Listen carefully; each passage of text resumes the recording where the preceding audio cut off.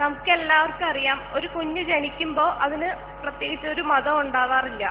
പിന്നെ സ്വാഭാവികമായിട്ട് അതിന്റെ മാതാപിതാക്കളുടെ മതം ആയി മാറും ആ കുട്ടിയുടെ മതവും, അല്ലേ അല്ലേ?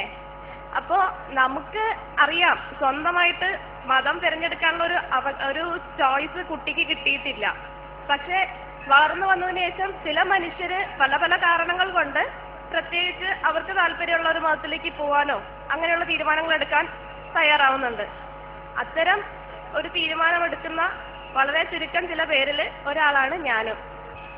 കൂട്ടുകാരെ, നമുക്കറിയാം എല്ലാവർക്കും ഇന്റർനെറ്റിനെയും മൊബൈൽ ഫോണിനെയൊക്കെ പറയാൻ കുറ്റങ്ങളുണ്ട്. ശരിയാണ്, അത് ഒരുപാട് തിന്മകൾ പ്രചരിപ്പിക്കപ്പെടുന്നു. പക്ഷെ നമുക്കറിയാം എന്താണ് നമ്മുടെ ടെക്നോളജീസ് ഒക്കെയും തന്നെ നല്ലതിന് നമുക്ക് ഉപയോഗിക്കാം. നമ്മുടെ അറിവ് നമുക്ക് നല്ലതിന് വേണ്ടി ഉപയോഗിക്കാം.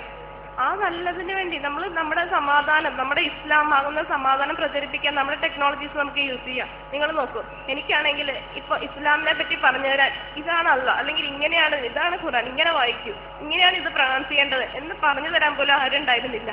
എല്ലാം ഇന്റർനെറ്റ് മാത്രമായിരുന്നു. എന്നെ സംബന്ധിച്ചിടത്തോളം ഇന്റർനെറ്റാണ് ഇവിടെയുള്ള ഏറ്റവും വലിയ അനുഗ്രഹം എനിക്ക്.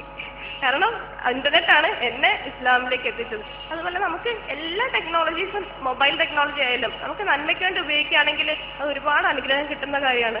എൻ്റെ ഒരു സുഹൃത്ത് ഇടയ്ക്ക് പറഞ്ഞതാണ്, ഗൂഗിൾ ചാനൽസ് എന്ന് പറഞ്ഞിട്ടുണ്ട്. നിങ്ങൾ സെർച്ച് ചെയ്താൽ കിട്ടും ഗൂഗിൾ ചാനൽസ്. അതിൽ സബ്സ്ക്രൈബ് ചെയ്താൽ പല ചാനൽസ് ഉണ്ട്. സ്പ്രെഡ് ഇസ്ലാം, ഗൈഡൻസ്, അങ്ങനെ സ്പ്രെഡ് ഇസ്ലാം, ഗൈഡൻസ്, ലേൺ ദീൻ, അങ്ങനെ പല പല ചാനൽസ് ഉണ്ട്. നമ്മൾ സബ്സ്ക്രൈബ് ചെയ്താണെങ്കിൽ നമുക്ക് ഫ്രീ ഓഫ് കോസ്റ്റ് നമുക്ക് SMS ഫ്രീ ആയിട്ട് വന്നുകൊണ്ടേയിരിക്കും. നമുക്ക് നമ്മുടെ കൂട്ടുകാർക്ക് അയക്കാം. നമ്മുടെ ഈ ടിൻറ്റുമോന്റെയും ടുണ്ടുമോളുടെ ഒക്കെ മെസ്സേജ് അയക്കുന്നതിന് പകരം നമുക്ക് ഈ ഫ്രീ ആയിട്ട് വരുന്ന എല്ലാം ഇസ്ലാം ഹദീസ് ആയാലും വരും, ഖുറാനിക് വേഴ്സസ് ആയാലും വരും. നമുക്ക് അതൊക്കെ സ്പ്രെഡ് ചെയ്യാം. അതല്ലേ വേണ്ടത്? കുടുംബജീവിതത്തിലെ കൈപ്പുറ്റ